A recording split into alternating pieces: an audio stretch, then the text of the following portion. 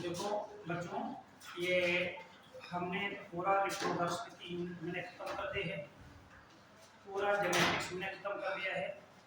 इसके बाद हमारी जो एक नेक्स्ट यूनिट है जिसका नाम है ओरिजिन ऑफ लाइफ, लाइफ की ओरिजिन है ना, जिसको हिंदी में कहते हैं जीवन की उत्पत्ति। ये ऑर्गेनिक इवोल्यूशन यानी जो जैव विकास चैप्टर है ना उससे रिलेटेड है। कहने मतलब क्या हुआ कि इस पृथ्वी पर जीवन की उत्पत्ति कब हुई, कैसे हुई, किस प्रकार हुई, इसके बारे में हम सब लोग डिस्कस करेंगे। वक्त समझ आएगा तो मैं एक यहाँ पर पॉइंट लिख दे रहा हूँ, आप लोग नोट करेंगे। यदि लाइफ इज originate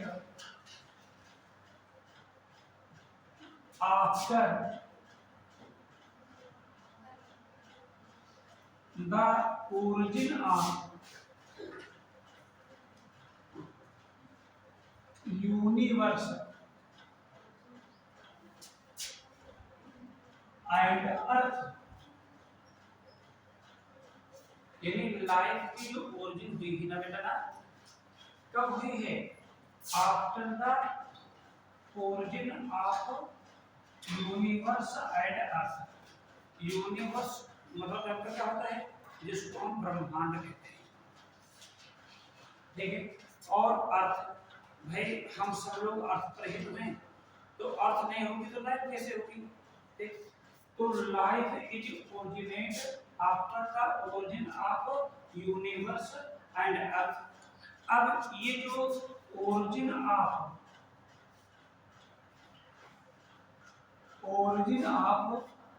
यूनिवर्स,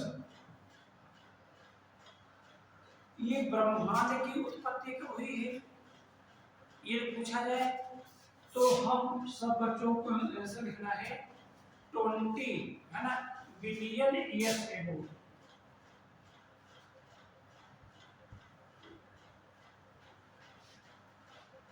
आज से लगभग 20 है ना 20 बिलियन ईयर्स पहले इस यूनिवर्स की उत्पत्ति हुई थी। ये पूछा जाए origin of earth, origin of earth, earth की उत्पत्ति कब हुई थी? तो हमको यह समझना है कि अबाउट 4.5 बिलियन ईयर्स एगो। बस यहाँ पर ये सब क्वेश्चन पूछे जाते हैं। यह पूछा जाए कि ओरिजिन ऑफ लाइफ कब हुई थी, ओरिजिन ऑफ लाइफ कब हुई थी, तो हमको क्या लिखना है कि 3.5 बिलियन ईयर्स एगो। यूनिवर्स हमने यहाँ पर पॉइंट लिखा है कि लाइफ की ओरिजिनेट कब हुई है, ओरिजिन ऑफ यूनिवर्स और अर्थ की ओरिजिन के बाद। अब ये प्रश्न हमारे दिमाग में घूमता होगा, अगर ये यूनिवर्स की ओरिजिन कब हुई होगी तो ये 20 बिलियन ईयर्स एगो, ठीक, और origin of earth 4.5 billion years ago. Origin of life देखा जाए तो 3.5 बिलियन ईयर्स एगो ऐसा माना जाता है। तो सबसे पहले मैं डिस्कस करूंगा कि यूनिवर्स के ओरिजिन कैसे हुई है, ठीक है, यानी ओरिजिन ऑफ यूनिवर्स।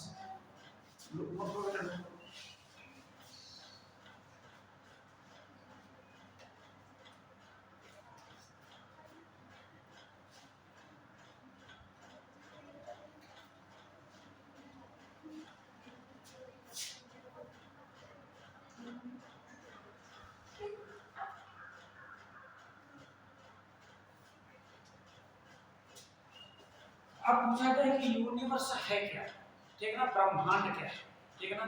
तो ब्रह्मांड क्या है? ए ह्यूग ऑफ गैलेक्सी, क्या है? एक यानी गैलेक्सी का एक विशाल, यानी क्या है, एक, यानी ए ह्यूज ऑफ गैलेक्सी, और जिसमें है क्या क्या, इसमें यानी इसमें सेवरल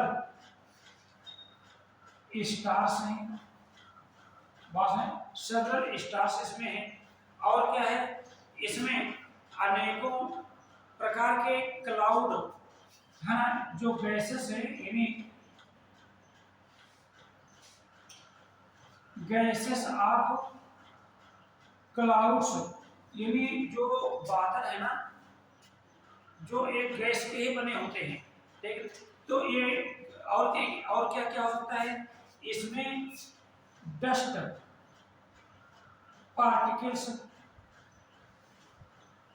पार्टिकल्स, सेवरल, और इसी में से जो अर्थ है, जो पृथ्वी है, एक छोटे से पार्टिकल्स के फॉर्म में प्रेजेंट है, यानी इस पूरे ब्रह्मांड में ये जो अर्थ है, यानी earth is present in universe as a small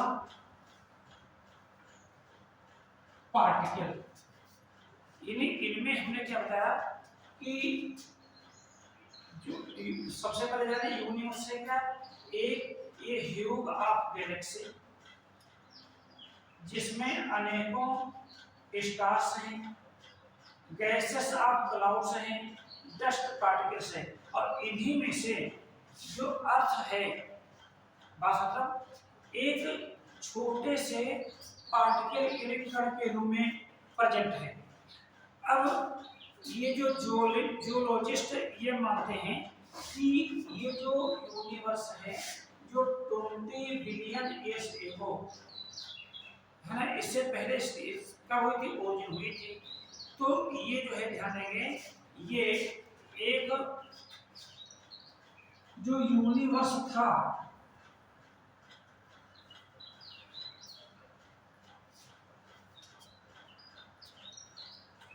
ये जो यूनिवर्स था, यानी एक प्रिमिटिव मैटर के फॉर्म में, जिसको एटम कहा जाता था, यानी इसकी जो यूनिवर्स है, ये एक एटम के फॉर्म में था। एटम एक प्रकार का हम माने प्रिमिटिव मैटर एक जो जहां से स्टार्टिंग हुई थी यहाँ पर, ठीक है। और ये जो एटम था, ये किस कंडीशन में था, ये जो एटम था एक सुपर हीटेड,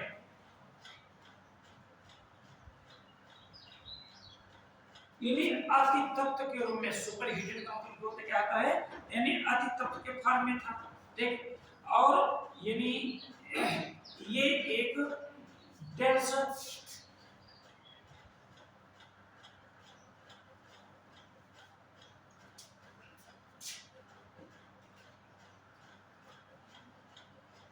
गैसवस क्लाउड के फॉर्म में था, एक सघन गैसों से भरे हुए एक प्रकार कैसे बादल कहते हैं, उसके फॉर्म में था यहाँ पर। और इसका जो टेम्परेचर उस समय जो था, ये कितना था, 5000 से लेकर के 6000 डिग्री सेल्सियस, इतना टेम्परेचर था, एक सुपर हीटेड स्टीम के फॉर्म में था। और इस एटम में क्या क्या था कि पार्टिकल्स और सब पार्टिकल्स, यानी इसमें क्या क्या प्रेजेंट थे, यानी पार्टिकल्स एंड सब particles of electron, proton and neutron, ये सब इसमें प्रेजेंट थे, ठीक है। यदि जो खगोल दृष्टि जिनको कहते हैं, उनका मानना है कि ये जो यूनिवर्स एक जो प्रारंभिक अवस्था थी,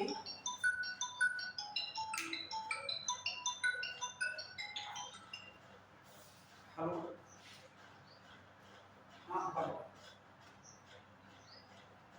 अच्छा ये बताओ, जब तुमने ग्रुप पर देखो जरा, अरे ग्रुप हमने तो देखा, सीन आपने देखा, सीन किया है,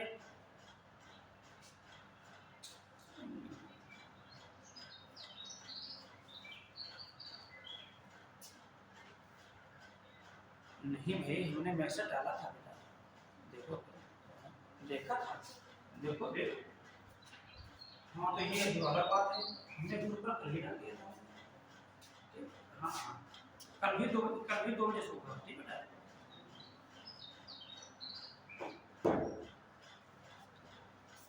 हमने क्या बताया था कि जो खगोलदर्शी हैं उनके अकॉर्डिंग ये जो यूनिवर्स का जो प्रिमिटिव फॉर्म है एक एटम के फॉर्म में था, ये एक super heated dense gaseous cloud के फॉर्म में था, चीज बता रहे हैं यहाँ पर, ठीक है। और इसका उस समय जो टेम्परेचर था ये 5000 से 6000 डिग्री सेल्सियस के बीच में था। इसमें क्या क्या प्रेजेंट थे, इसमें यानी इलेक्ट्रॉन, प्रोटॉन, न्यूट्रॉन के यानी पार्टिकल्स और सब पार्टिकल्स क्या थे, ये प्रेजेंट थे, ठीक है। अब ध्यान दीजिए यहाँ पर इस यूनिवर्स से रिलेटेड कुछ कॉन्सेप्ट हैं, ठीक है। तो इन कॉन्सेप्ट में हमको ज्यादा डिटेल में नहीं जाना है, तो इसमें फर्स्ट जो कॉन्सेप्ट है उसको कहते हैं बिग, है ना, बैंग, है ना, big bang hypothesis, big bang hypothesis. सबसे पहले जाने कि इस बिग बैंग हाइपोथेसिस को किस साइंटिस्ट ने प्रपोज किया था, ठीक है, किस साइंटिस्ट ने प्रपोज किया था, तो इस साइंटिस्ट को प्रपोज किया था एवे, है ना, एवे, है ना, lamprey,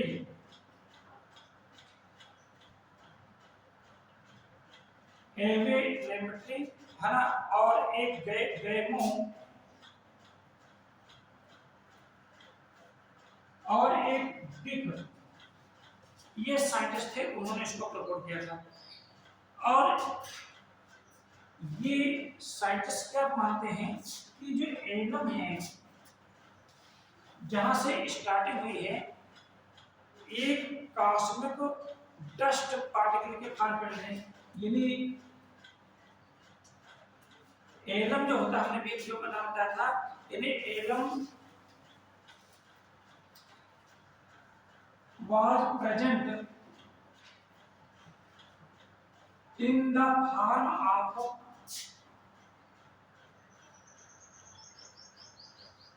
in the form of cosmic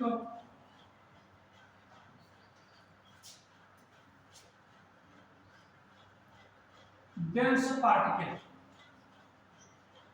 एक कॉस्मिक डेंस पार्टिकल जिसमें डस्ट वगैरह जो होते हैं ये प्रेजेंट है। तो होता क्या है कि ये जो है ये इसका एक प्रकार का एक्सप्लोजन हुआ, विस्फोट हुआ कुल मिला करके, यानी जो प्रिमिटिव मैटर है, प्रिमिटिव मैटर तो भी उसको नहीं कहेंगे लेकिन प्रिमिटिव मैटर ही माना जाता है, तो प्रिमिटिव मैटर है जिसको हम एटम कहते हैं, इसमें एक प्रकार का विस्फोट हुआ, यानी ह्यूग,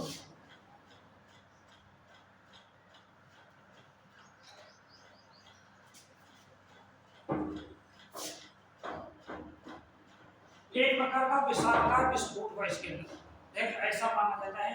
तो इस विस्फोट से हुआ क्या कि हाइड्रोजन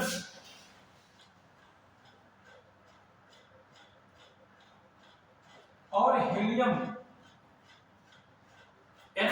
ये बाहर है, हाइड्रोजन और हीलियम जो थे बाहर है, और इन्हीं से ही एक हिसाब से जो इनको हम मेन रूप से प्रिमिटिव मैटर कहते हैं, प्रिमिटिव मैटर इन्हीं को मेन रूप से कहते हैं। और ये जो प्रिमिटिव मैटर है, ठीक है ना, यानी जो यूनिवर्स का है, यानी ये क्या हुआ, डिवाइड हुआ, यानी इसका क्या हुआ, इसका जो पार्ट था पूरा, ये छोटे छोटे पार्ट में क्या हो गया, डिवाइड हो गया, यानी divides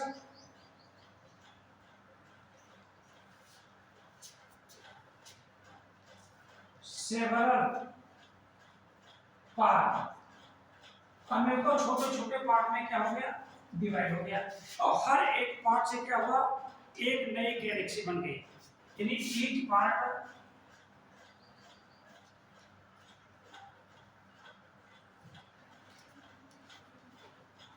gives rise new Galaxy, एक नई गैलेक्सी का फॉर्मेशन हो गया यहाँ पर, ठीक, और इसी गैलेक्सी से ये सेवरल, यानी ईच गैलेक्सी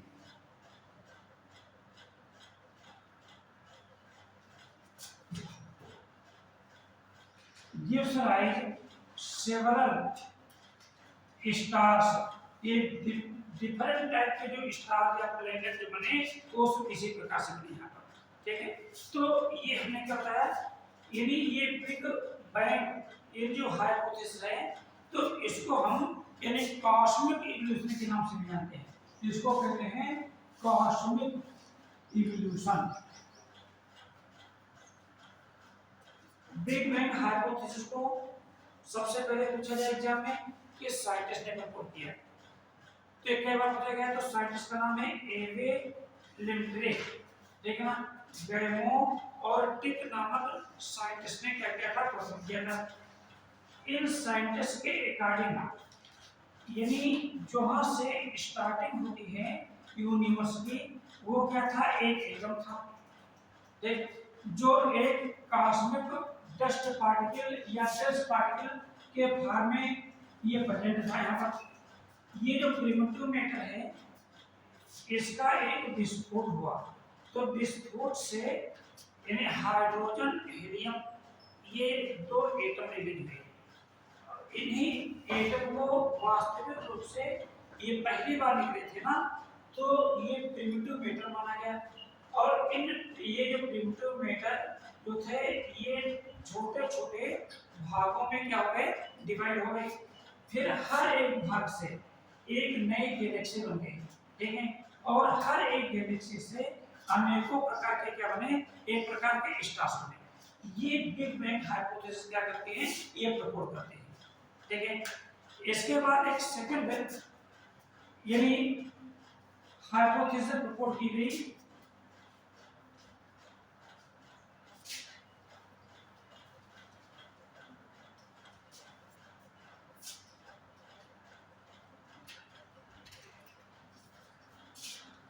जिसको कहते हैं कैंट,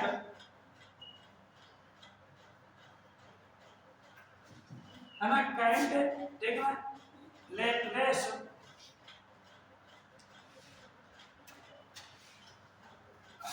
कॉन्सेप्ट या हाइपोथेसिस, ये थ्योरी जिस साइंटिस्ट ने प्रपोज की थी उसी के बेस पर नाम है, यानी proposed by Kant and Laplace, इन्होंने प्रपोज की थी, इस थ्योरी को प्रपोज की थी।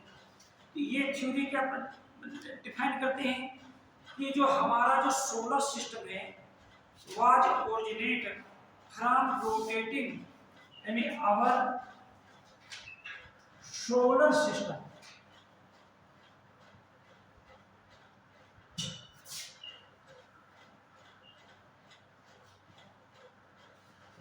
हमारा जो सोलर सिस्टम है, जहां जिसको कहते हैं solar system, was originated from the rotating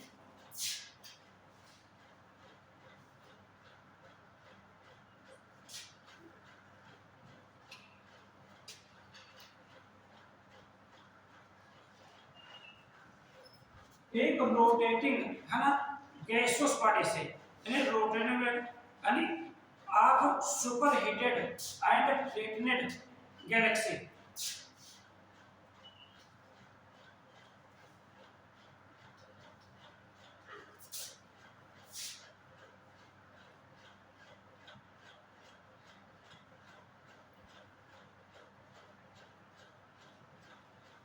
यानी हमारा जो solar system was originated from rotating gaseous body and superheated gaseous body of superheated and रेटिनेट गैलेक्सी से इसका जो है क्या हुआ, ओरिजिन हुई थी।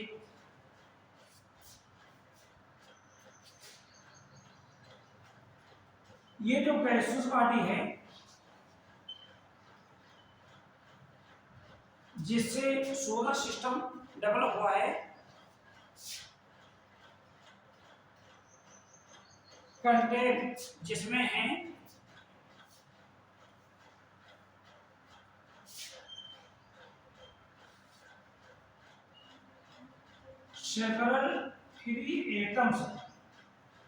several free atoms and modern matter. This gaseous body contains several free atoms and modern matter. ठीक है, और sun is formed from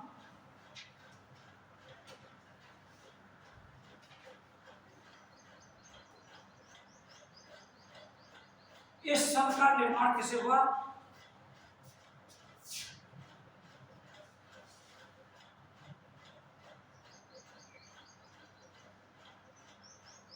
condensation of these free atoms. जो फ्री एटम्स के कंडेंसेशन से ये सन का फॉर्मेशन हुआ। और सन यानी अर्थ और अदर जो प्लैनेट्स हैं,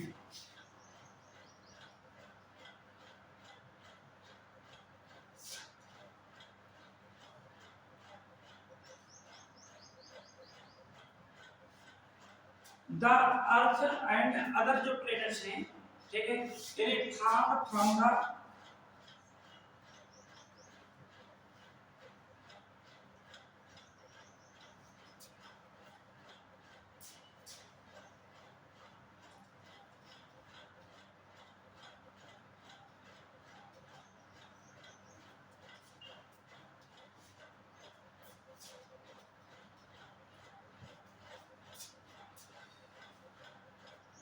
एक बार फिर सुनिए, जो second hypothesis current Laplace concept, ये सब हम लोगों ने पढ़ा नहीं था, है ना। थोड़ा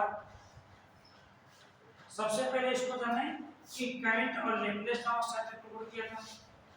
ये कॉन्सेप्ट क्या समझ करता है कि जो हमारा जो सोलर सिस्टम है, our solar system was originated from the rotating gaseous body of superheated and रेटिनेट गैलेक्सी। इससे सोलर सिस्टम, ये जो गैसियस बॉडी है ना, इसमें क्या था, इसमें अनेकों सेवरल यानी free atoms and modern matter present थे। ठीक, सन है ना, is formed from the, sun कैसे बना, sun is formed from the condensation of these free atoms. इन फ्री एटम्स के कंडेंसेशन से सन बना। और जब ये सन जब टूटा डिफरेंट पार्ट में, ध्यान दीजिए यहाँ पर, तो उसी से इस अर्थ का क्या हुआ, ये फॉर्मेशन हुआ, जो ये थ्योरी बताते हैं करंट लेप्लेस कॉन्सेप्ट बताते हैं। ठीक है, और एक जो थर्ड है जिसको कहते हैं यानी मॉडर्न हाइपोथेसिस।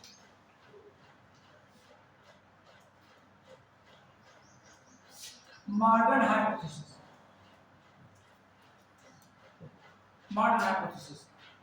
तो मॉडर्न हाइपोथेसिस में क्या है यहाँ पर, तो कहने मतलब हुआ कि इस थ्योरी के अकॉर्डिंग इस सर्किल ऑफ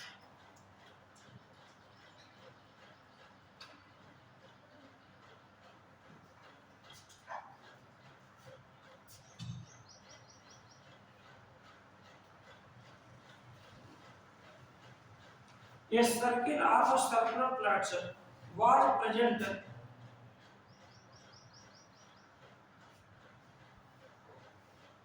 ये प्रेजेंट थे अराउंड द सन।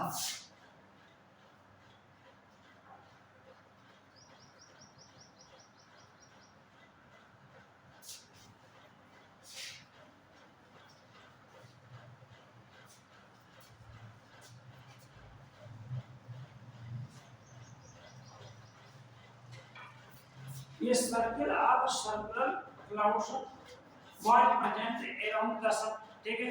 और दिस क्लाउड इज डिसोसिएटेड, ये जो सर्कुलर, दिस सर्कुलर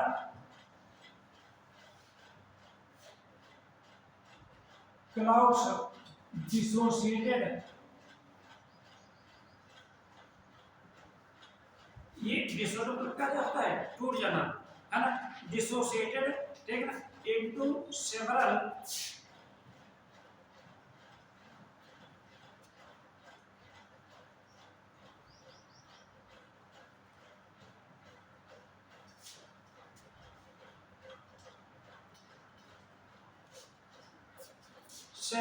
concentric, है ना, लेयर्स या सर्कल्स।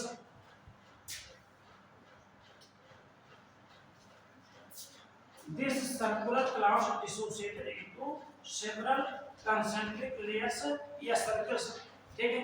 और atoms of each circle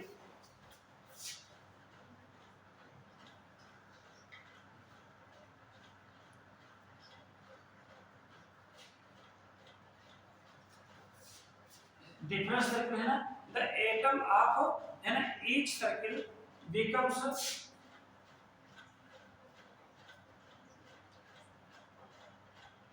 aggregate. Aggregate का होता है कि एकत्रित हो जाना, aggregation due to gravity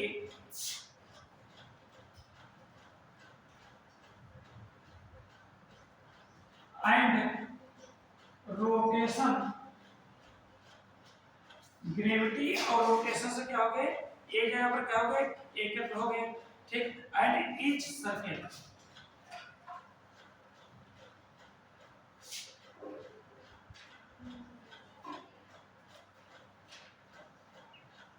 new planet,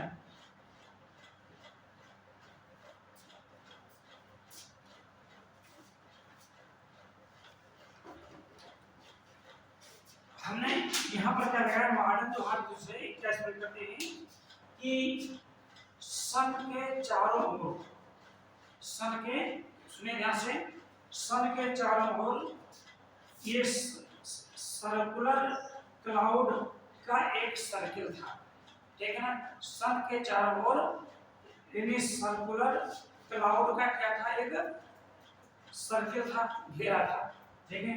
और ये जो सर्कुलर क्लाउड्स थे डिसोसिएटेड, इन्हें टूट गए इनटू सेवरल कंसेंट्रिक लेयर्स या सर्कल्स में।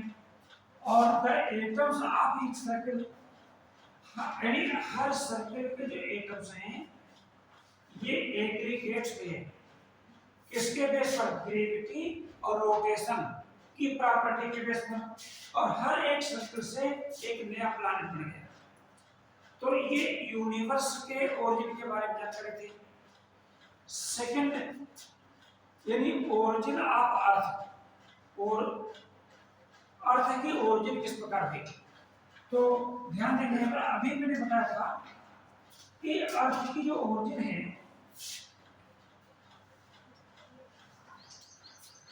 यानी 4.5 बिलियन ईयर्स एगो हुई थी, यानी ओरिजिन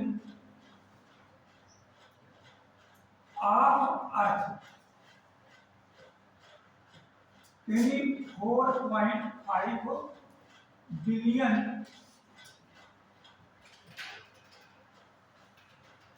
ईयर्स एगो। तब इसका जो टेम्परेचर था उस समय, हमने क्या बताया था अभी, ये जो टेम्परेचर था ये लमसम 5000 से 600 डिग्री सेल्सियस के बीच में था। ये जो अर्थ थी उस समय प्रिमिटिव अर्थ, ये जो प्रिमिटिव अर्थ थी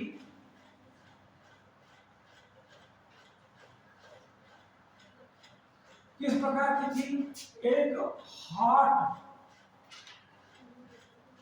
स्फीयर के फॉर्म में थी, एक गर्म गोले के समान थी, यानी ये जो अर्थ थी एक गर्म गोले के समान थी। ये समझ लीजिए कि ये एक अर्थ है, ठीक है। ये एक हार्ट स्फीयर है, ये क्या है, हार्ट स्फीयर है। और इस हार्ट स्फीयर में डिफरेंट टाइप्स के जो एलिमेंट्स थे वो एटम के फॉर्म में प्रेजेंट थे, और उनमें वो भी एलिमेंट्स थे जो आज जितने भी लिविंग सेल्स में प्रोटोप्लाज्म के कंपोजिशन में हेल्प करते हैं। यानी कहने मतलब क्या हुआ, इसमें कार्बन, हाइड्रोजन, नाइट्रोजन, ऑक्सीजन ये तो प्रेजेंट ही थे, लेकिन इसके साथ में sulphur, phosphorus, calcium, magnesium, cobalt, zinc, manganese, silver, gold, ठीक है, कॉपर, निकेल, ये सब प्रेजेंट थे। लेकिन ये जो थे ना, ये एलिमेंट्स जो थे ना, ये एटम के फॉर्म में थे। ये किस फॉर्म में थे बेटा, ये एटम्स के फॉर्म में थे। यानी इनकी कोई पोजीशन जो थी ना डिफरेंट नहीं थी, ये कहां पर है, ये पूरे हार्ट स्फीयर में जहां तहां बिखरे हुए थे। बात है पर यानी जब अर्थ का टेम्परेचर थोड़ा सा डाउन हुआ, मेरी बात नहीं है, तो ये जो डिफरेंट जो एलिमेंट्स हैं अपने ग्रेविटी के बेस पर और रोटेशन के बेस पर ये कंसेंट्रिक लेयर के फॉर्म में कन्वर्ट होने लगे। ऐसा माना जाता है कि जो हैवीएस्ट जो एलिमेंट्स हैं, जैसे कि आयरन, निकेल, कॉपर, ठीक ना, ये जो थे ये एक सेंटर में आ गए, एक सेंटर में पहुंच गए धीरे धीरे। कहां ले गए थे, ये सेंटर में आ गए यहां।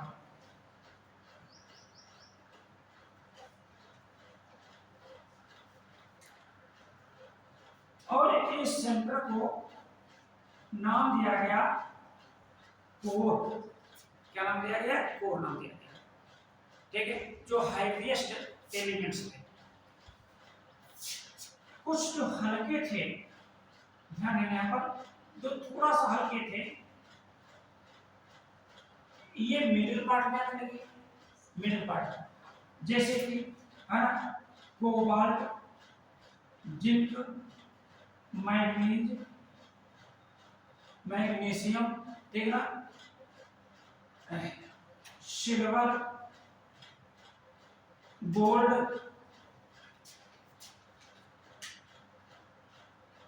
कैडमियम, ठीक, इस प्रकार के ये सब कहां लगे, ये मिडिल पार्ट में आ गए, मिडिल पार्ट। और इस मिडिल पार्ट का नाम क्या रखा गया, तो उसका सेल नाम रखा गया, सेल। बस यहां पर। और ये सबसे जो हल्के थे, सबसे हल्के,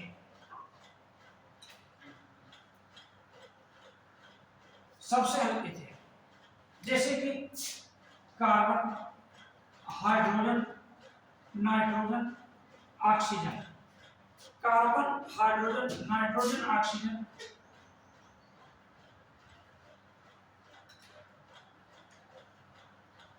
ये सरफेस पर आ गए। ये जो सरफेस है ना, इसको क्या नाम दिया गया था, इसका नाम दिया गया इन्वायरमेंट।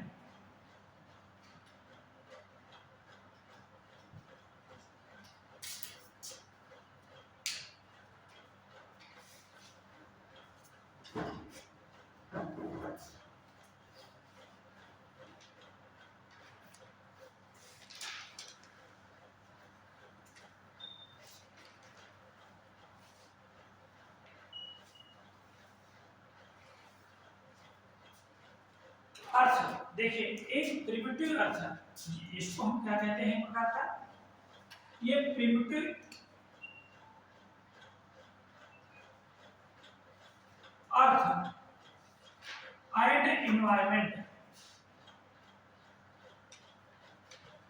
इस फेज, इसको हम एटॉमिक फेज भी कहते हैं। क्योंकि ये जो एलिमेंट्स है ना बेटा, ये एटम्स के फॉर्म में है। एक बार ध्यान दीजिए यहाँ पर जो हमने समझाया है, फिर आगे मैं कहूँ। अर्थ की ओरिजिन ये मेरे अकॉर्डिंग ही, जियोलॉजिस्ट के अकॉर्डिंग, जैसे AION या अदर, उनके अकॉर्डिंग अर्थ की ओरिजिन आज से लगभग 4.5 बिलियन ईयर्स एगो हुई थी। ये जो प्रिमिटिव अर्थ थी एक हॉट स्फीयर के फॉर्म में थी। कैसे, किस प्रकार की थी? एक हॉट स्फीयर के फॉर्म में थी। इसका टेम्परेचर 5000 से 6000 डिग्री सेल्सियस के बीच में था। इस जो प्रिमिटिव जो अर्थ है, जो हॉट स्फीयर के फॉर्म में है, इसमें कार्बन, हाइड्रोजन, नाइट्रोजन, ऑक्सीजन के साथ साथ वे सभी एलिमेंट्स ये प्रेजेंट थे जो पार्ट टाइम में किसी भी लिविंग बीइंग्स की सेल्स के अंदर जो प्रोटोप्लाज्म की स्ट्रक्चर के फॉर्मेशन में हेल्प करते हैं, ये सब प्रेजेंट थे। लेकिन इन एलिमेंट्स का कोई फॉर्म नहीं था, ये जहां तहां ये छितरे हुए पड़े थे, बिखरे हुए पड़े थे। वैज्ञानिकों का यह मानना है कि जैसे जैसे अर्थ का टेम्परेचर कुछ कम होता गया, तो ये जो डिफरेंट एलिमेंट्स हैं जो एटम के फॉर्म में हैं, एटम के फॉर्म में हैं, इन्होंने ग्रेविटी के रोटेशन के बेस पर ये डिफरेंट लेयर के फॉर्म में कन्वर्ट होने लगे। जो हैवीएस्ट एलिमेंट थे, जैसे कि यहाँ लिखा है आयरन, निकेल, कॉपर, ये सेंटर में आ गए और अर्थ का एक प्रकार का कोर बन गया, ठीक है। और जो कुछ हल्के थे ये मिडिल में आ गए। कहाँ गए? मिडिल में आ गए, और उसको सेल का नाम रखा गया। और सबसे जो बहुत ही हल्के थे, जैसे कि कार्बन, हाइड्रोजन, नाइट्रोजन, ऑक्सीजन, ठीक, ये कहाँ गए? ये सरफेस पर आ गए, पेरिफेरल पर आ गए और एक प्रकार का एनवायरनमेंट बनाया, ठीक है ना। तो it is first form of the earth. चीज सुनने पर अब ये जो ओरिजिन ऑफ लाइफ है ना, तो ओरिजिन ऑफ लाइफ में हम पढ़ेंगे टू मेन हाइपोथेसिस।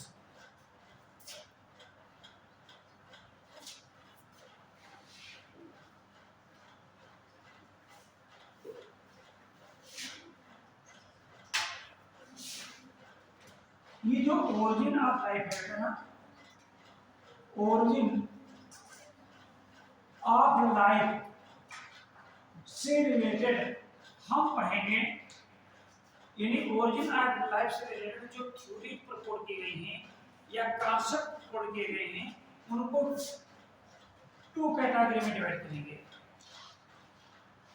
एक है ओल्ड हाइपोथेसिस,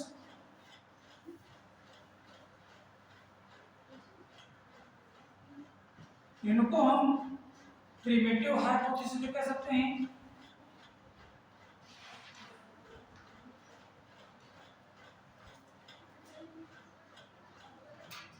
और जो सेकंड जो होती है ना, उसको कहेंगे मॉडर्न हाइपोथेसिस।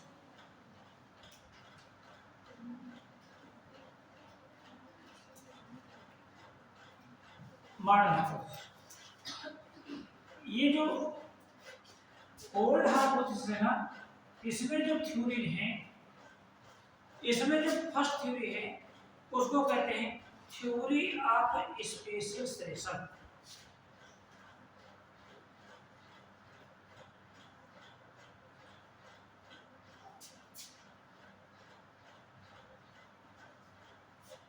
या इसको हम यूं कह सकते हैं रिलीजियस कॉन्सेप्ट।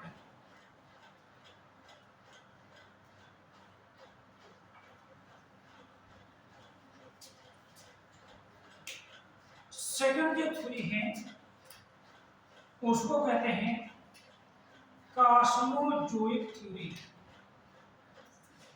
Cosmozoic theory. ये जो थर्ड थ्योरी है ना बेटा, उसको कहते हैं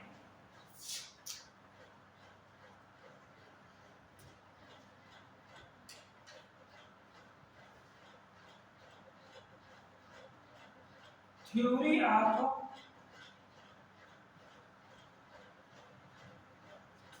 स्पॉन्टेनियस जनरेशन। हम इसको एबायोजेनेसिस के नाम से भी जानते हैं।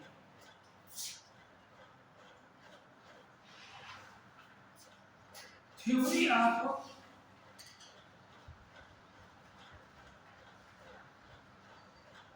बायोजेनेसिस। बायोजेनेसिस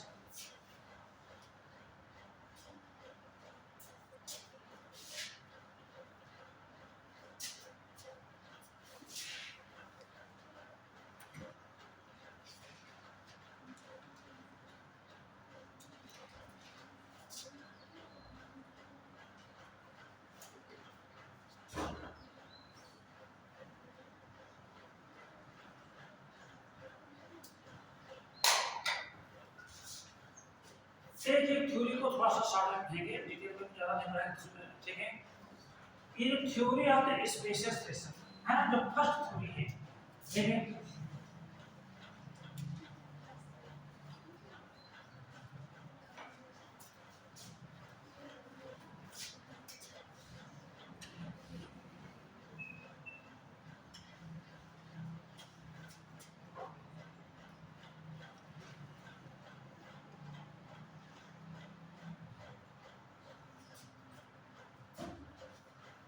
स्पेशियस रिलेशन जिसको हम यानी religious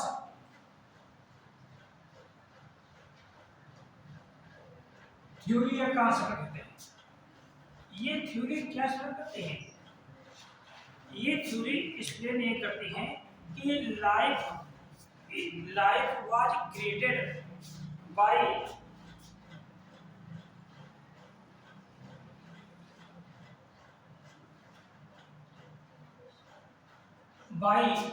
any super natural power. यानी थ्योरी ऑफ स्पेशियस रिलेशन ये बताती है कि जो लाइफ की जो ओरिजिन हुई थी वो किसी सुपर नेचुरल पावर से हुई थी। बात यहाँ पर सुपर नेचुरल पावर, और इससे जो सपोर्टर हैं, देखना ग्रेटेस्ट सपोर्टर हैं, ये पूछा जाता है। यानी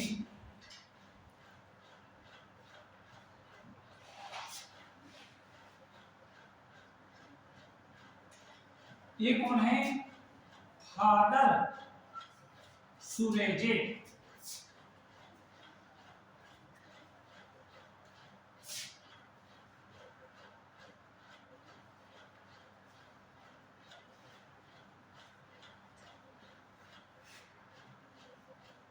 फादर सुरेजे, ठीक है ना।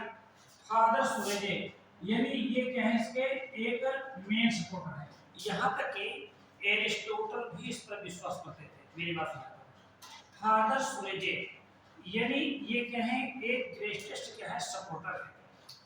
अब अपने वर्ष में अलग अलग प्रकार के संप्रदाय के लोग रहते हैं, सबका मानना अलग अलग है। सब यही मानते हैं कि ये जो पूरा संसार बना हुआ है वो हमारे भगवान ने बनाया है। ये मानते हैं ना करके हमने कहा life was created by any super natural power. किसी सुपर नेचुरल पावर से ही क्या हुई है, लाइफ की ओरिजिन हुई है, ऐसा मानना है। जो बाइबल माइथोलॉजी कहते हैं, ठीक है, यानी बाइबल है ना, जो क्रिश्चियन माइथोलॉजी यानी बाइबल के अकॉर्डिंग ये पूरा जो संसार बना हुआ है वो 6 दिन के अंदर हुआ है, ऐसा बुक्स में लिखा गया है। 6 डे यानी पूरा जो ये जो हम देख रहे हैं चारों तरफ, जितने भी ऑल टाइप्स, जो भी पूरा यूनिवर्स है पहले हुआ, इसका जो निर्माण है, ठीक ना, ये 6 दिन के अंदर हुआ है। बाकायदा उनके दिन हैं।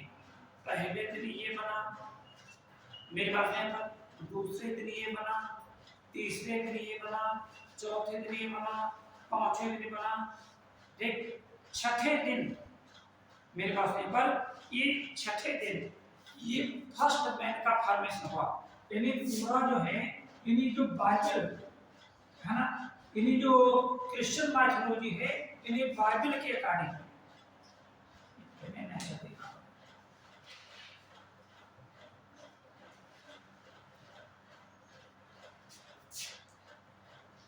है ना, अकॉर्डिंग टू बाइबल, देख ये बाइबल माइथोलॉजी क्या करते हैं कि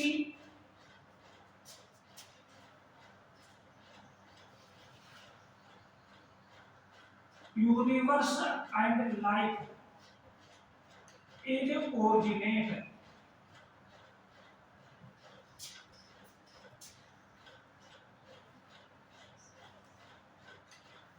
इन 6 days। और जो छठा दिन था, ठीक ना, छठे दिन जो फर्स्ट मैन बना था, इन 6 days जो फर्स्ट मैन बना था, उसका नाम था एडम। फर्स्ट जो मैन था उसका नाम था एडम, ठीक है, एडम। और जो फर्स्ट जो वुमेन बनी थी,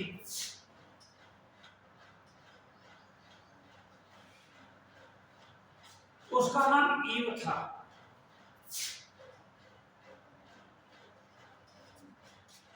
एक बार बात सुनिए, जहां से हमने क्या कहा कि बाइबल माइथोलॉजी ये शुरू करती है, क्रिश्चियन माइथोलॉजी का जो बाइबल है ना, उनका जो हिसाब से ग्रंथ जिसको कहते हैं ना, उसके अकॉर्डिंग ये यूनिवर्स और लाइफ की ओरिजिन जो है ये 6 दिन के अंदर हुई है।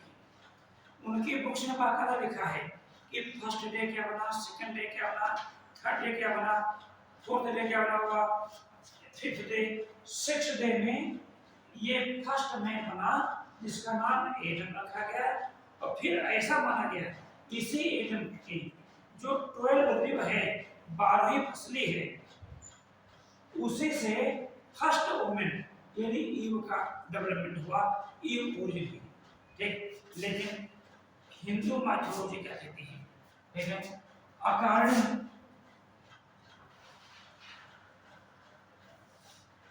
टू द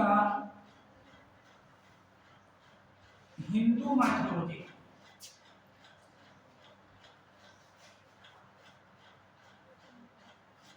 यानी हिंदू माइथोलॉजी क्या कहती है, ठीक है, यानी life is created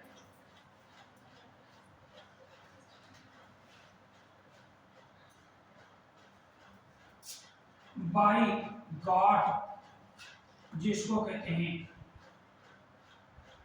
Brahma.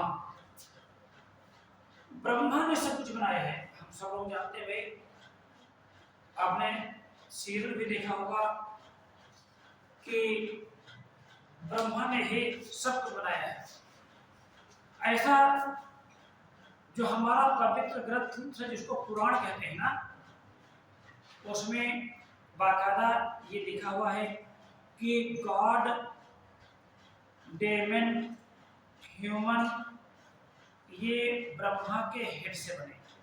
Brahma के हेड से देवता, मनुष्य, राक्षस इनका जन्म हुआ। मेरी बात नहीं यहाँ पर, ठीक है। और यानी जो बर्ड्स जो थे, जितने भी प्रकार के बर्ड्स हैं, ये ब्रह्मा के चेस्ट से डेवलप हुए, ओरिजिन हुए, ऐसा मानना है, ठीक है ना। गोट्स जो हैं, गोट्स ये माउथ से डेवलप हुई, ऐसा माना जाता है। और डिफरेंट टाइप्स के जो अदर एनिमल्स और जो प्लांट हैं, मेरे पास नहीं, ये ब्रह्मा की जो बॉडी पर जो हेयर्स प्रेजेंट हैं उनसे डेवलप हुए।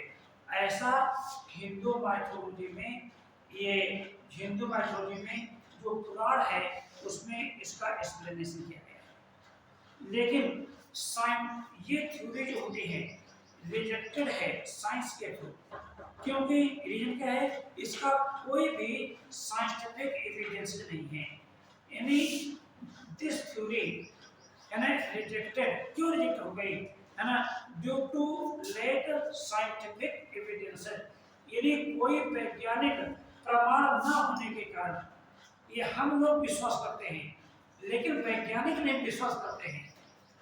यानी कोई भी वैज्ञानिक यानी इसने नहीं देखा, क्योंकि इसका कोई एविडेंस अभी तक प्राप्त नहीं हो पाया है। इसके बाद एक दूसरी थ्योरी जो आई उसका नाम था, अभी बताया था, cosmozoic theory.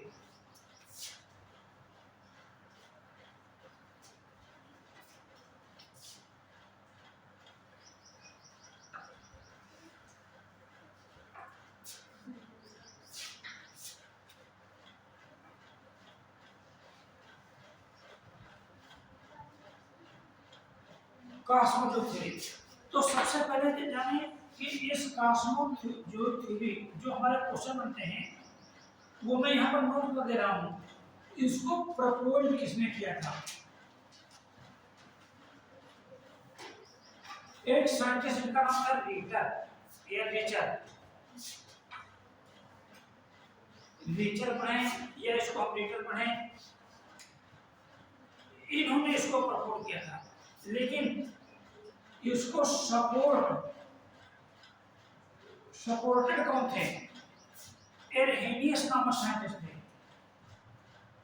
एरहेनियस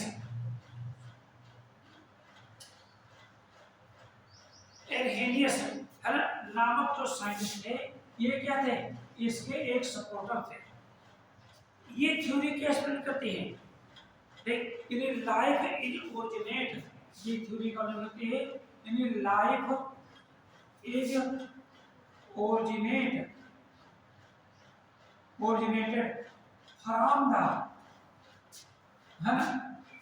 the spores by the process of germination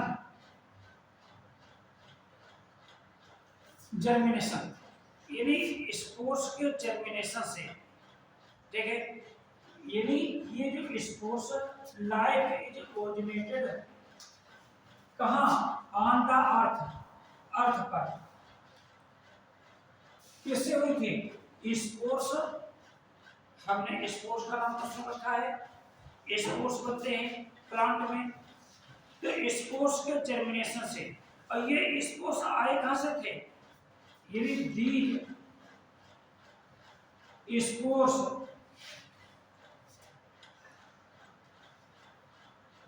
comes on the earth from other planet,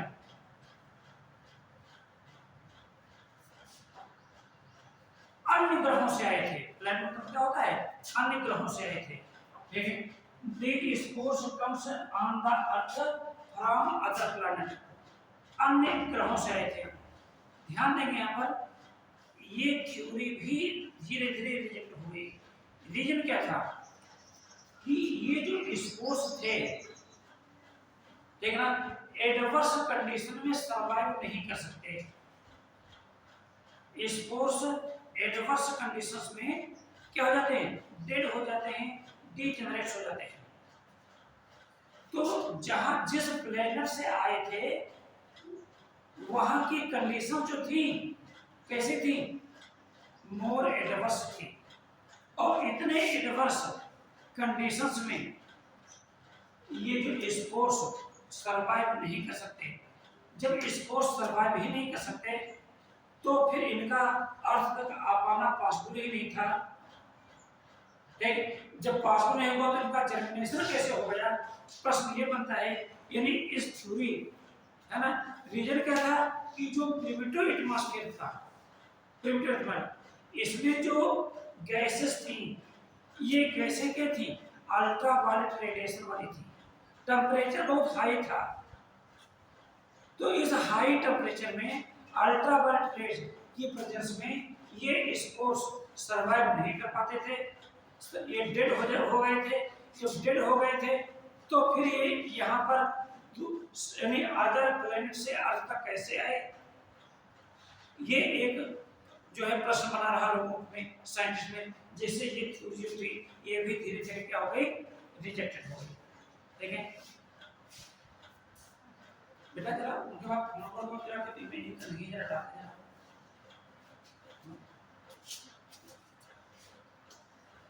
ये जो थर्ड थ्योरी है ना बेटा ना, उस थ्योरी को जानते हो क्या कहते हैं?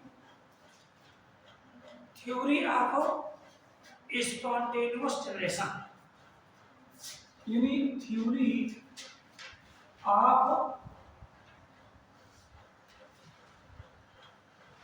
Spontaneous generation, theory of spontaneous generation, जिसको हम एक अदर नेम से जानते हैं एबायोजेनेसिस। एबायोजेनेसिस, तो एबायोजेनेसिस सबसे पहले जाने इस थ्योरी को किसने प्रपोज किया था? तो यानी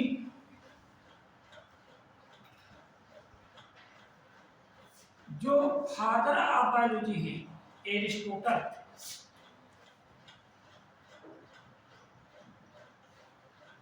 और एक साइंटिस्ट जिनका नाम था वान हेरमान, इन्होंने इस थ्योरी को प्रपोज किया था, वो इसके सपोर्टर थे। ध्यान यहाँ पर, अगर ये थ्योरी क्या एक्सप्लेन करती है कि लाइफ ये जो ओरिजिनेट फ्रॉम नॉन लिविंग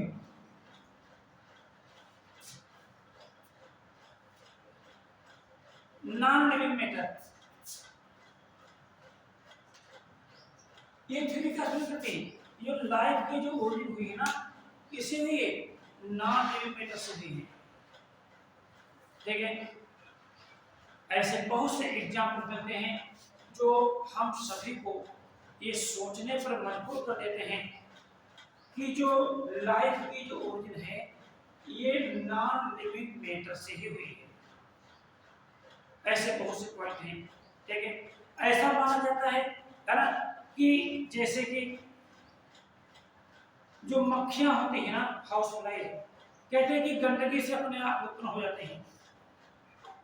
ठीक है ना, इसी प्रकार से गंदा जो जल होता है ना, उसमें फ्रॉग वगैरह इस प्रकार से उत्पन्न हो जाते हैं। आपने देखा होगा कि हम लोगों के घरों में सब्जी आती है, फ्रूट्स आते हैं, जब हम लाते हैं क्या उसमें के कीड़े होते हैं? क्या वो होते हैं? नहीं होते, रस पाते हैं। लेकिन हम उनको हम रख देते हैं ना, उसमें बाद तो डिके हो जाते हैं। जब डिके हो जाते हैं तो बाद में देखते हैं क्या होता है, उनमें कीड़े पड़ जाते हैं। बताइए भी आप सोच करके ये कीड़े कहाँ से आ गए? जब मैं सब्जी या फल को हम लाए थे मार्केट से, तब तो उसमें कीड़े एक भी नहीं था, लेकिन आप उसमें कीड़े कैसे हो गए? सोच लीजिए कि भाई हम जो है जो फूड जो हम बनाते हैं, बनाने पर खा लेते हैं, वही फूड को हम सड़ा देंगे तो क्या होगा? उसमें कीड़े पड़ जाएंगे। तो कीड़े क्या हो गए? लिविंग है, लेकिन जो फूड था बनाया वो तो नॉन लिविंग था।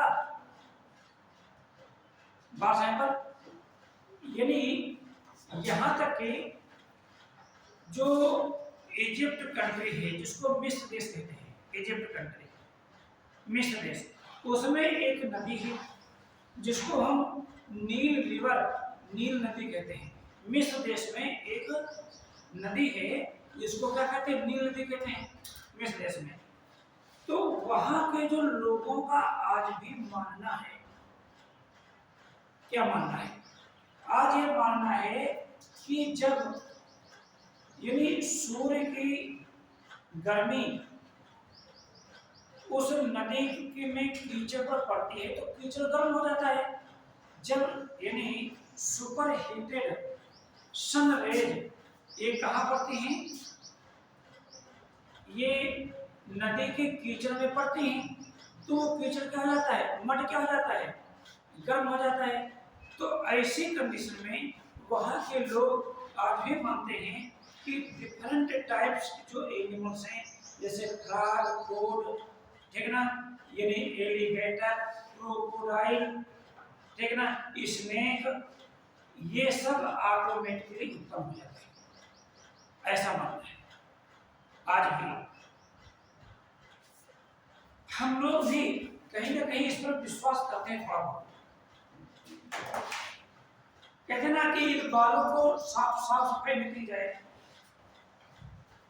तो क्या होता है, बालों में जुएं उत्पन्न हो जाते हैं, हो जाते नहीं हो जाते हैं भाई, बताइए भाई, बालों में जुएं का ऑटोमेटिक आ गए थे क्या, लेकिन बालों में जुएं होते नहीं होते हैं, यानी तो ये जुएं तो लिविंग हो गए ना, तो ये कैसे उत्पन्न हो गए, तो ये नॉन लिविंग मैटर से यहाँ तक के जो साइंटिस्ट जिनका नाम है वान हेलमन, क्या नाम पता है, वान हेलमन, उन्होंने एक एक्सपेरिमेंट भी किया था और इस एक्सपेरिमेंट से ये प्रूव करके दिखाया था कि जो लिविंग बींग्स होते हैं उनकी ओरिजिन नॉन लिविंग बींग से होती है। कैसे बताया था उन्होंने क्या किया कि ये पसीने से भीगी हुई शर्ट, पसीने से भीगी हुई शर्ट और जो गेहूं की जो बालियां थी उनको उस पसीने से भीगी हुई शर्ट में लपेट करके किसी मॉइस्ट और वार्म स्पेस पर रख दिया, गर्म और नम स्थान पर रख दिया, तो क्या देखा कि 21 डेज में माइस उत्पन्न हो जाते हैं, यानी 21 दिन में चूहे उत्पन्न हो जाते हैं। बात है पर इसीलिए यानी इस थ्योरी को जो यानी जो सपोर्टर हैं यानी वान हेलमन ने इसको एक्सपेरिमेंट करके बताया था, ठीक है, लेकिन साइंटिस्ट इस थ्योरी को भी नहीं मानते हैं, ये थ्योरी भी रिजेक्टेड है क्योंकि कोई सॉलिड साइंटिफिक एक्सपेरिमेंट जो है इस पर नहीं है। बस यहाँ पर जैसे जैसे टाइम बढ़ता जाता है नए नए वैज्ञानिक बनते हैं, तो वो वैज्ञानिक क्या करते हैं, ओल्ड थ्योरी का रिजेक्ट करके कुछ अपनी थ्योरी बनाते हैं। जो एक थ्योरी बनी उस थ्योरी का नाम दिया गया था थ्योरी ऑफ बायोजेनेसिस। बायोजेनेसिस जानते, बायोजेनेसिस क्या होता है, लिविंग, जेनेसिस मतलब होता है origin,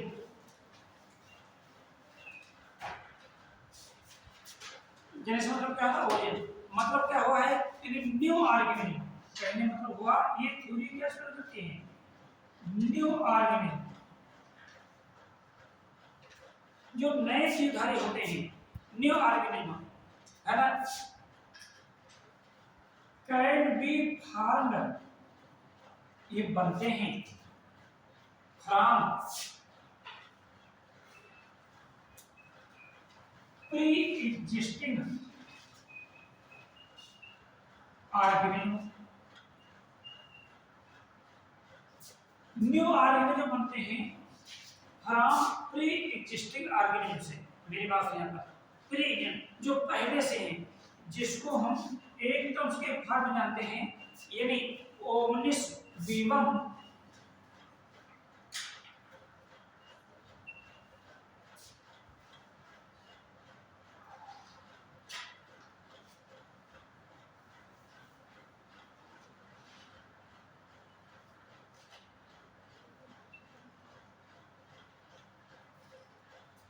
new organism can be formed from the pre, जो पहले से ऑर्गेनिज्म हैं उन्हीं से ही नए ऑर्गेनिज्म बनेंगे। यानी लिविंग बीइंग से ही लिविंग बीइंग्स बन सकते हैं, कहने मतलब हुआ। यानी इस थ्योरी को 3 साइंटिस्ट ने अपने अलग अलग एक्सपेरिमेंट के थ्रू एक्सप्लेन किया।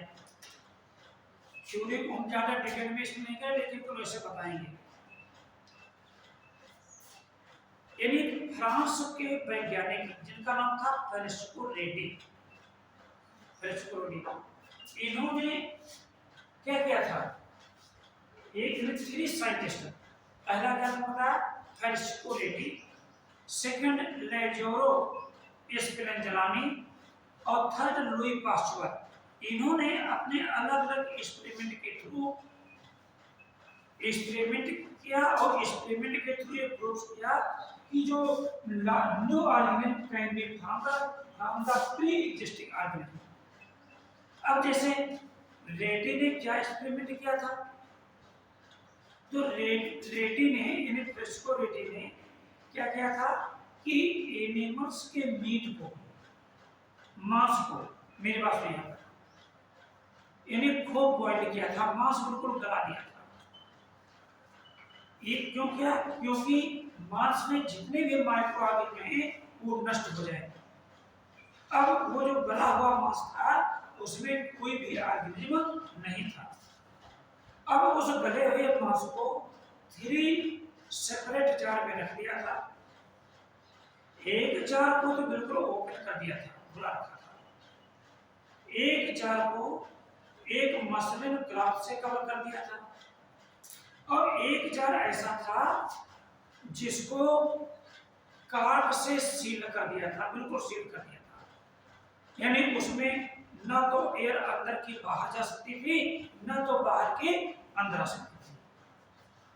ठीक, रेड्डी ने जब कुछ दिनों के बाद इन तीनों फ्लास्क को क्या किया, ऑब्जर्व किया, देखा, एनालिसिस किया, तो क्या देखा कि जो जार बिल्कुल ओपन था उसमें मैगट्स ऑफ फ्लाई मिले। मैगट्स मतलब क्या होता है, लार्वा ऑफ हाउस फ्लाई, यानी लिविंग हाउस फ्लाई भी मिले न्यू, और मैगट्स भी मिले। ठीक है, जो जार मसलिन ग्लास से कवर था तो फ्लाई अंदर तो जा नहीं सकती थी, फ्लाई उस पर आती थी, उस क्लॉथ पर। तो उस क्लॉथ पर, ठीक है ना, क्या दिखाई पड़े, एग्स या लार्वा या मैगट दिखाई पड़े।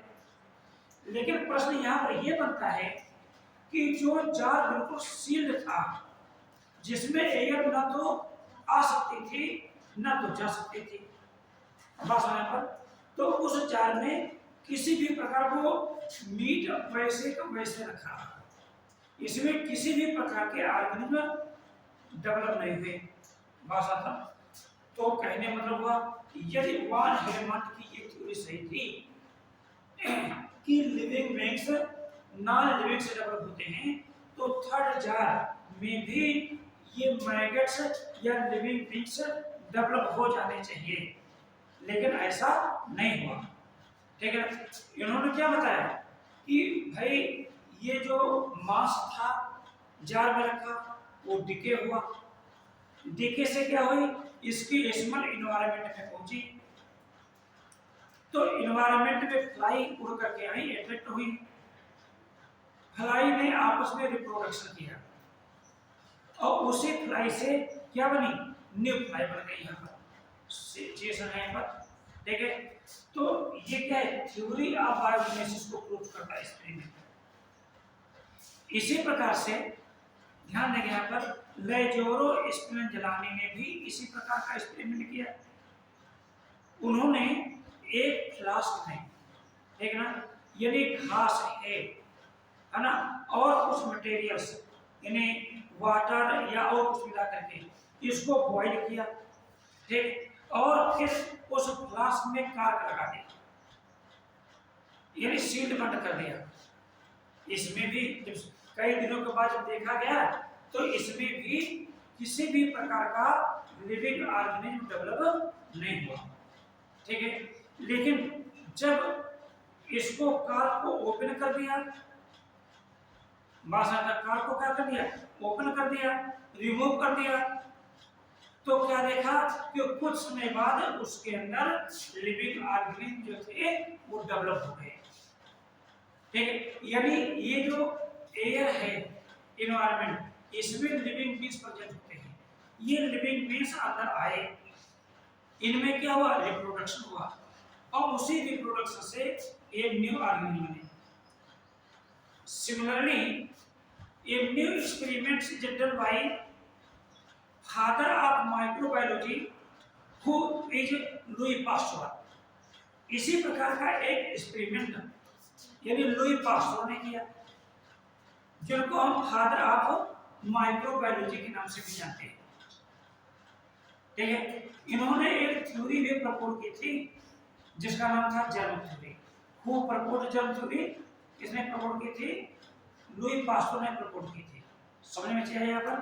तो इन्होंने क्या किया था, एक फ्लास्क में एक जो है एक ऐसा फ्लास्क लिया जिसकी नेक बहुत लंबी थी, या यूं कहें कि वो एक ऐसा फ्लास्क लिया जिसकी नेक स्वान शब्द थी।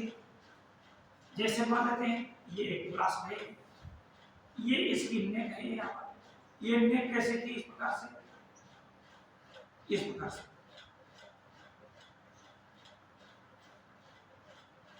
स्वान शब्द थी। बस पर इस फ्लास्क में ईस्ट शुगर और वाटर तीनों को मिक्स करके एक सॉल्यूशन तैयार किया। ईस्ट, शुगर और वाटर, भाई वाटर में तो डिजॉल्व करके सॉल्यूशन बनेगा, और इसको हीट किया। हीट करने के बाद जितनी भी एयर थी बाहर निकाल दी, ठीक, और इसको ऐसे रख दिया। इस पर कार्टन भी लगा दिया। यहाँ पर कई दिनों के बाद जब इसे देखा गया तो इसके अंदर किसी भी प्रकार के लिविंग बीइंग दिखाई नहीं पड़े। No any organism were present in the solution. इसके बाद क्या हुआ, इन्होंने यहां से इसकी नेक को काट दिया, और फिर कुछ दिनों के बाद जब ऑब्जर्वेशन किया तो क्या देखा कि इसमें लिविंग बीइंग्स क्या हो गए, दिखाई पड़े थे। ठीक, तो कहने मतलब एटमॉस्फेयर में लिविंग बीइंग तो थे, अंदर आए, लेकिन ये सीधे नहीं आ सकते थे क्योंकि ये गर्दन किस टाइप की थी, ये स्वान शक्ल थी। ठीक, जब इसका यहां से कट कर दिया गया ना तो क्या हुआ, इस फ्लास्क का रिलेशन डायरेक्ट एनवायरनमेंट से हो गया। जब डायरेक्ट एनवायरनमेंट से हो गया ना तो एनवायरनमेंट से जो लिविंग बीइंग्स थे ये अंदर एट्रैक्ट होकर के अंदर आए, और यहाँ पर क्या हो गया, रिप्रोडक्शन हुआ। क्या हुआ, रिप्रोडक्शन हुआ, तो रिप्रोडक्शन से क्या होगी, न्यू ऑर्गेनिज्म बनेंगे।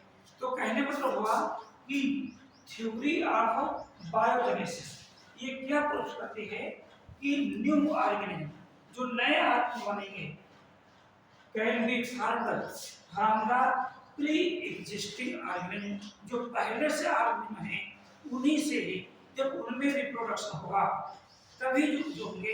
हमने जब सेल वाला चैप्टर भी पढ़ाया होगा तो सेल थ्योरी जो प्रपोज की थी स्लाइडन और स्वान ने, उन्होंने भी तो बताया था कि एक न्यू सेल जो बनती है ये कैसे बनती है, प्री एग्जिस्टिंग सेल बनती है। यानी ये जो सेल है ना बेटा, ये क्या है, प्री एग्जिस्टिंग सेल्स है, और इनसे क्या बनेंगी, ये न्यू सेल्स बनेंगी। जब सेल क्या होगा, डिवीजन होगा। उसी प्रकार से यहाँ भी वही चीज है, यानी new organism can be form बनेंगे from the pre existing organism. ये जो चार थ्योरी हैं इनको कहते हैं ओल्ड हाइपोथेसिस। लेकिन ये थ्योरी ये जो मॉडर्न साइंटिस्ट हैं वो रिजेक्ट करते हैं। ये जो मॉडर्न साइंटिस्ट है ये नहीं मानते कि जो लाइफ की ओरिजिन किसी सुपरनेचुरल पावर से भी है। ये भी नहीं मानते कि जो लाइफ की जो ओरिजिन है ये स्पोर्ट्स के जर्मिनेशन से हुई है। ये साइंटिस्ट ये भी नहीं मानते कि जो लाइफ के जो ओरिजिन है ये ऑटोमेटिक यानी स्पॉन्टेनियस हुई है, ये भी नहीं मानते। और ये भी नहीं मानते कि जो लाइफ की ओरिजिन यानी बायोजेनेसिस यानी लिविंग से हुई है, यानी living beings, living new living being created from the pre existing living beings, ये भी नहीं मानते हैं। तो आखिर वो क्या मानते हैं? तो जो मॉडर्न थ्योरी है, मैं भी बता रहा हूं आपको,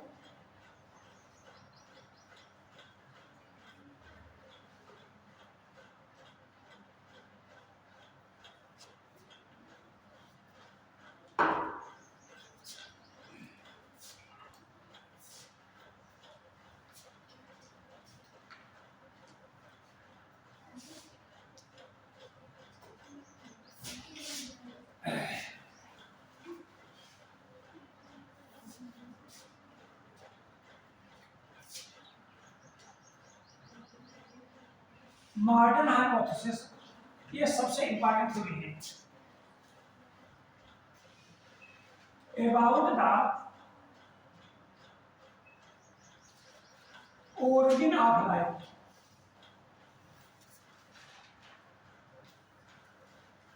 इस थ्योरी को हम दो अदर नेम से भी जानते हैं, ये भी हमको जानकारी होनी चाहिए। यानी इस थ्योरी को हम नेचुरलिस्ट थ्योरी के नाम से भी जानते हैं, यानी अदर नेम।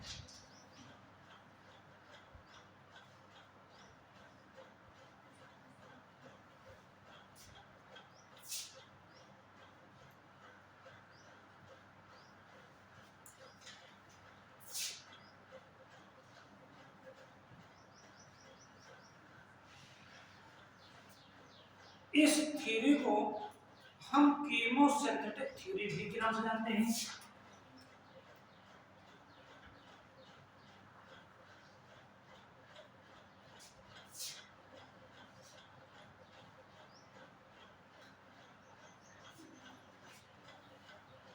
और इस थ्योरी को प्रपोज किया था रूसियन बायोकेमिस्ट AI ओपेरिन ने इन 1924 में, इन 1924 में। ये क्या है? एक रूसियन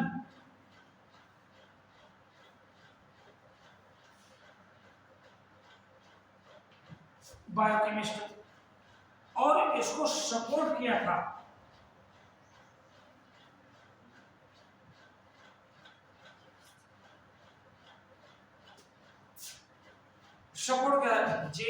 JBS हेल्डन।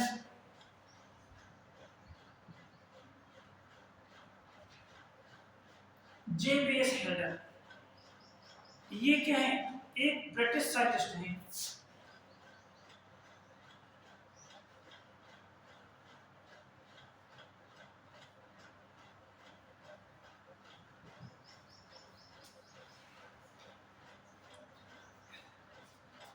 इसने इस थ्योरी को, यानी जो मॉडर्न हाइपोथेसिस है ना, इस थ्योरी को हम सब लोग जनरली रूप से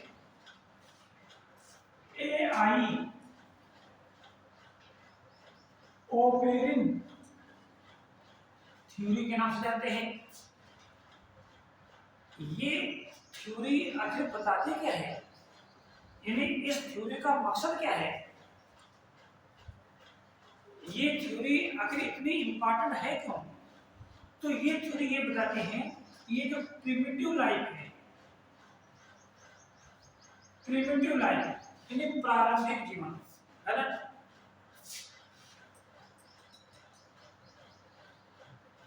ओरिजिनेटेड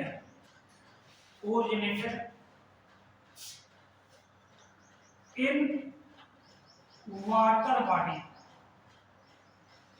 वाटर बॉडी मतलब जल के अंदर हुई है।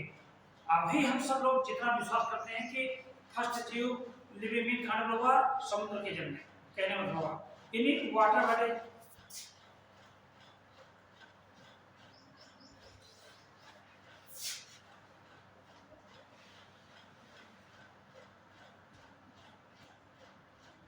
On the primitive earth,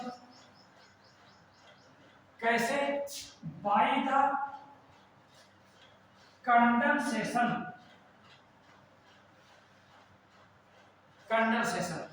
and combination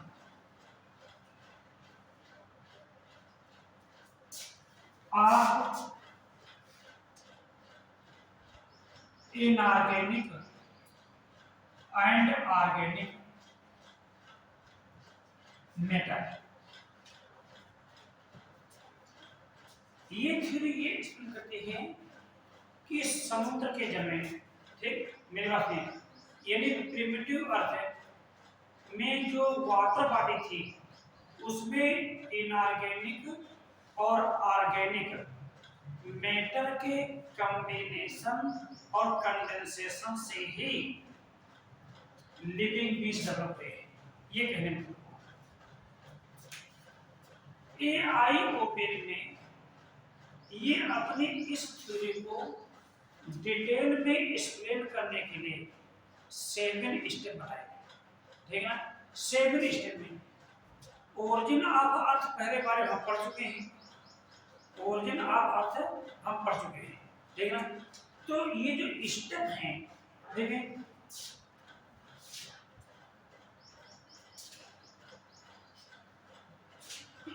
ये कौन कौन से हैं, है इसी से रिलेटेड हमारे क्वेश्चन बनते हैं, ध्यान दीजिए यहाँ पर। तो steps of AI open theory, आपको ध्यान है कि जो हमने प्रिमिटिव अर्थ भी हमने बताई थी, अर्थ जो बनाई थी, तो सरफेस पर कौन से एलिमेंट थे, बोलो भाई। सरफेस पर कार्बन, हाइड्रोजन, नाइट्रोजन और ऑक्सीजन, यही थे ना। तो फर्स्ट स्टेप में जो आएगा एआई ओपेन के अकॉर्डिंग क्या बनेंगे, formation of simple compound, simple compound बनेंगे। कैसे बनेंगे, कौन कौन बनेंगे, यानी अमोनिया बनेगी, मीथेन बनेगी, H2O क्या है, H2O वाटर नहीं है, ये भाप है, वाटर वेपर है, यहाँ पर लिख रहा हूं मैं, यहाँ पर वाटर वेपर है, यहाँ पर एड सम H2 मॉलिक्यूल,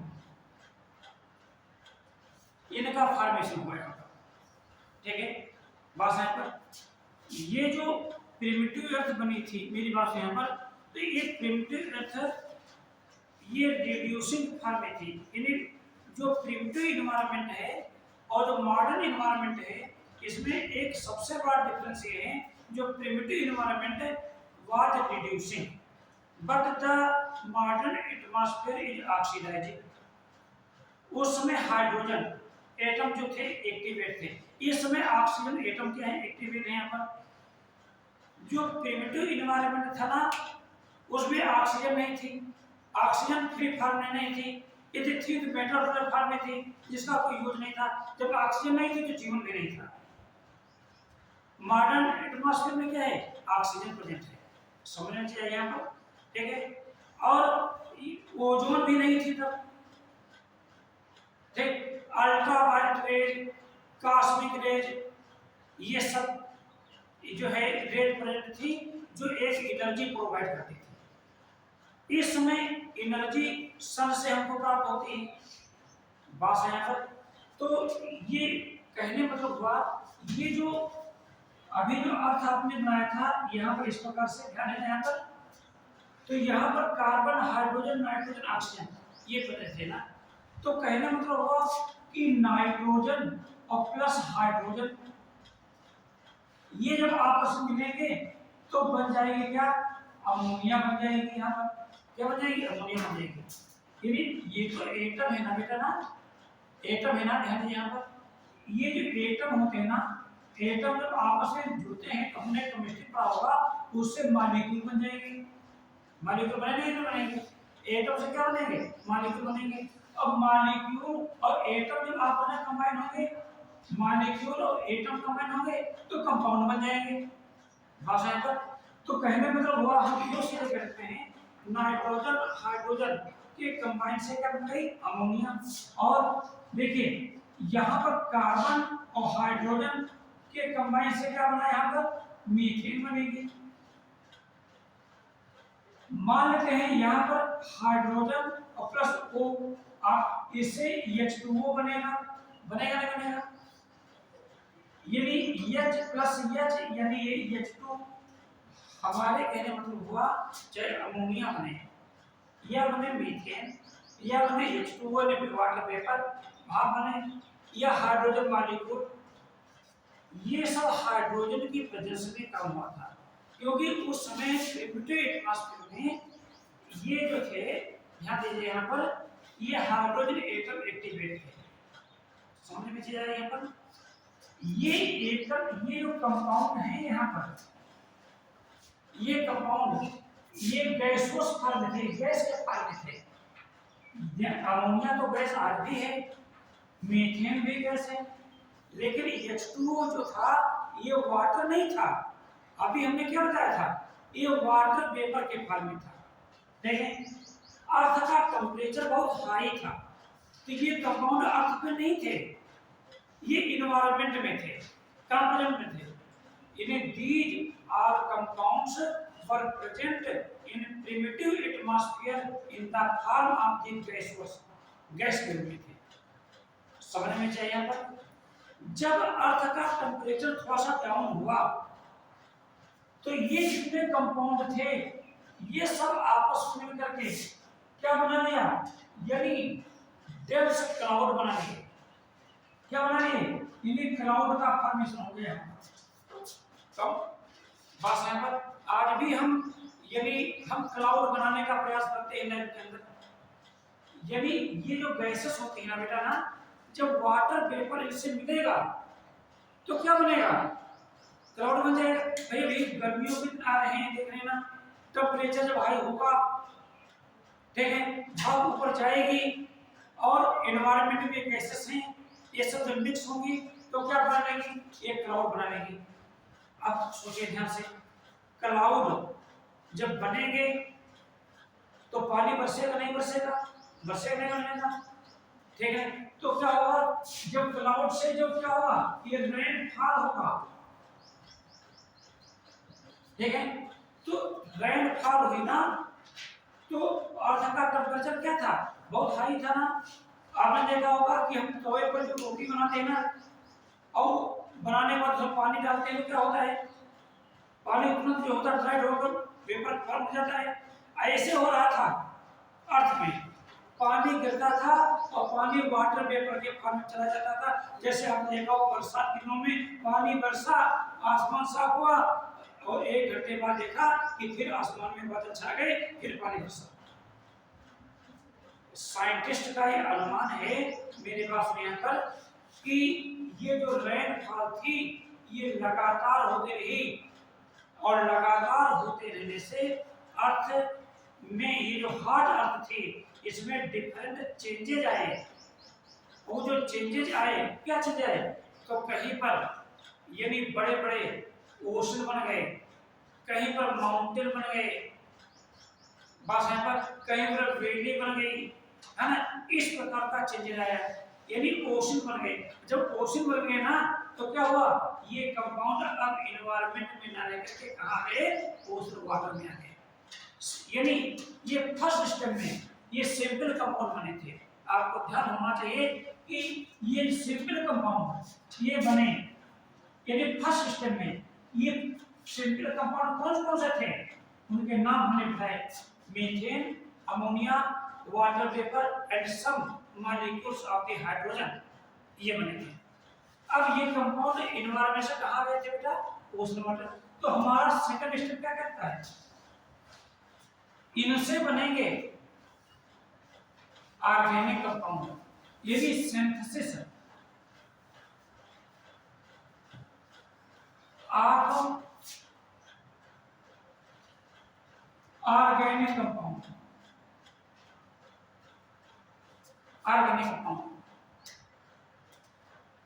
ऐसा माना जाता है ना मेरी बात सुनिए पर, ये जो मीथेन है, मीथेन में कार्बन का तो एक ही एटम है ना, दो तो नहीं है, कितना एक है ना यहाँ पर, तो ये मीथेन है ना बेटा ना, ये क्या है, ऐसा माना गया कि ये फर्स्ट ऑर्गेनिक कंपाउंड थी,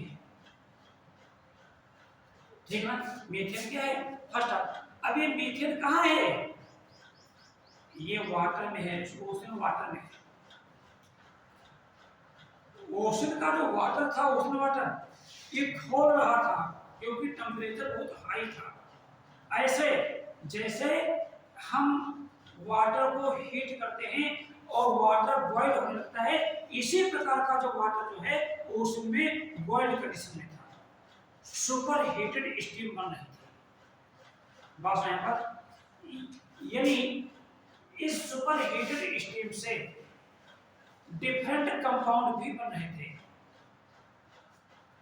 मीथेन जो फर्स्ट ऑर्गेनिक कंपाउंड है, तो इस मीथेन फर्स्ट ऑर्गेनिक कंपाउंड से कार्बन और हाइड्रोजन जुड़ते गए।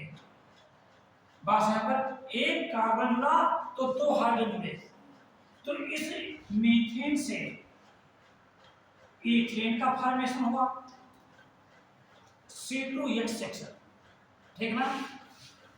ईथेन से क्या बनेगा, प्रोपेन बनेगा, क्या बनेगा बेटा, प्रोपेन बनेगा।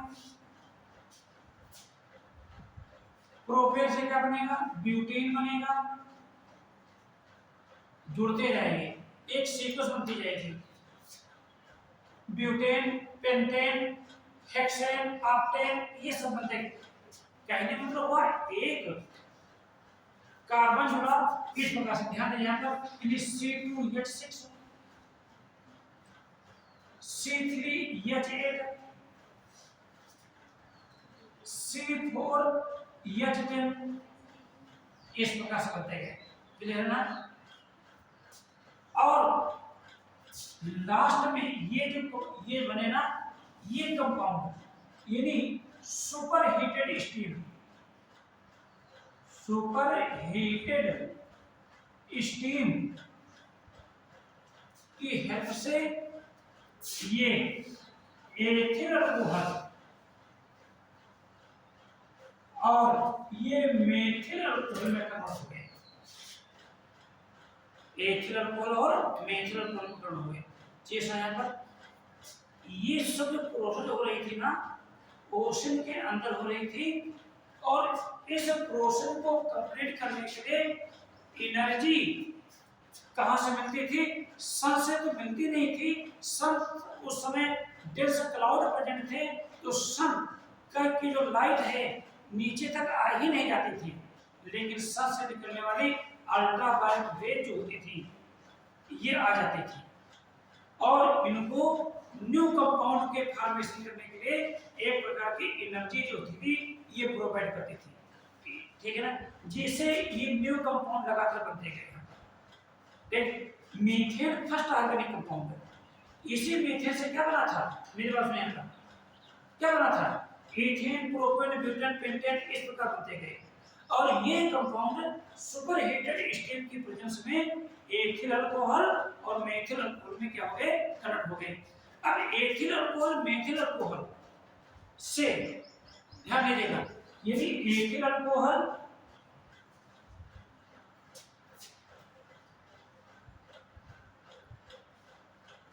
और मेथिल अल्कोहल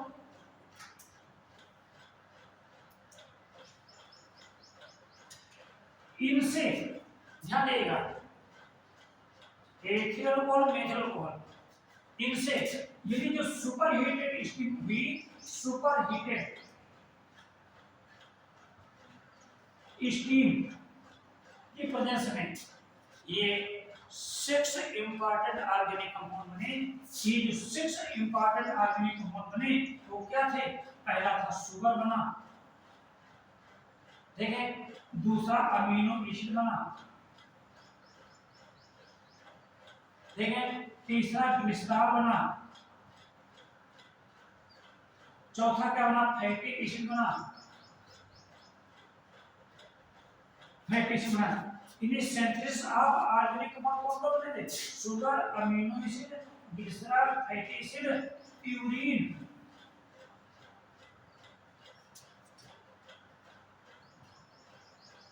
और pyrimidine, ये बन गए, समझ आया ना। Sugar, amino acid, glycerol, fatty acid, purine, pyrimidine।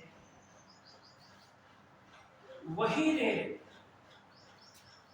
Red माने अल्ट्रावायलेट रेड जो आज हमारे जीवन को नष्ट कर देते हैं, मेरी बात नहीं आता। अल्ट्रावायलेट रेडिएशन जो आज हमारे लाइफ को क्या कर देते हैं, नष्ट कर देते हैं। लेकिन सपोज कीजिएगा ध्यान से, यदि प्रिमिटिव एटमॉस्फेयर में ये रेज ना होती तो लाइफ की ओरिजिन भी नहीं होती। यानी यदि ये रेज ना होती तो एथिल अल्कोहल और मेथिल अल्कोहल से ये 6 ऑर्गेनिक कंपाउंड नहीं बनते, और यदि 6 ऑर्गेनिक कंपाउंड नहीं बनते तो इनसे लाइफ की ओरिजिन भी नहीं हो पाती। बस यहाँ पर तो यदि AIOPAN की थ्योरी का वो 6 ऑर्गेनिक कंपाउंड कौन से थे जो लाइफ की ओरिजिन के लिए इंपॉर्टेंट थे, वो क्या थे, sugar, amino acid, glycerol, fatty acid, purine and pyrimidine। देखना ये 6 इंपॉर्टेंट कंपाउंड बने। देखना स्टेप नंबर 2 में ये प्रिमिटिव एटमॉस्फेयर को रोक दिया जाए तो 3 स्टेप आ जाएगा जो लाइफ की ओरिजिन के लिए पढ़ते। AIOPAN ने क्या बताया कि जो प्रिमिटिव एटमॉस्फेयर था उसमें मीथेन, अमोनिया, हाइड्रोजन ये कैसे प्रेजेंट थी, यही बताया ना। प्रिमिटिव एटमॉस्फेयर में, एनवायरनमेंट में मीथेन, अमोनिया और हाइड्रोजन ये 3 गैसेस थी। ये गैसें इस वाटर वेपर के प्रेजेंस में सन से निकलने वाली अल्ट्रावायलेट रेडिएशन की हेल्प से ये 6 ऑर्गेनिक कंपाउंड में कन्वर्ट हो गए थे जो लाइफ की ओरिजिन के लिए इंपॉर्टेंट थे। क्या ये बात सही थी AIOPAN की? जो ओपेन ने ये बताया था कि प्रिमिटिव एटमॉस्फेयर में कौन सी गैसें थी, बोलो बेटा, मीथेन, अमोनिया और हाइड्रोजन। इन्होंने क्या किया, इन्होंने यानी वाटर वेपर की प्रेजेंस में और अल्ट्रावायलेट रेडिएशन जो सोर्स इनकी हेल्प से इस मीथेन से लास्ट में ये 6 ऑर्गेनिक कंपाउंड बने। ये किसने बताया था, AIOPAN ने। ओपेरिन की इस बात को ओपेरिन ने बताया था कि ये बात सही है, तो ओपेरिन के इस थ्योरी को प्रूफ किया शिकागो यूनिवर्सिटी का एक स्टूडेंट जिसका नाम था स्टैनली मिलर, है ना। शिकागो यूनिवर्सिटी का एक स्टूडेंट स्टैनली मिलर अपने टीचर्स हैराल्ड यूरे की अंडर गाइडेंस में एक सिंपल सा एक्सपेरिमेंट किया, और उस सिंपल से एक्सपेरिमेंट के थ्रू ये लोगों को बता दिया कि वास्तव में AIOPAN की थ्योरी बिल्कुल सही थी। और क्या बताया कि प्रिमिटिव एटमॉस्फेयर में ये जो मीथेन, अमोनिया, हाइड्रोजन ये गैसेस थी, इन्होंने क्या किया था, वाटर वेपर की प्रेजेंस में, ठीक ना, ये 6 ऑर्गेनिक कंपाउंड में हुए थे, जो मैं कल इसी को आगे डिटेल्स में डिस्कस करूंगा। इतनी चीज समझ आ गई, कोई कंफ्यूजन नहीं हुआ है, ठीक है। थैंक्स।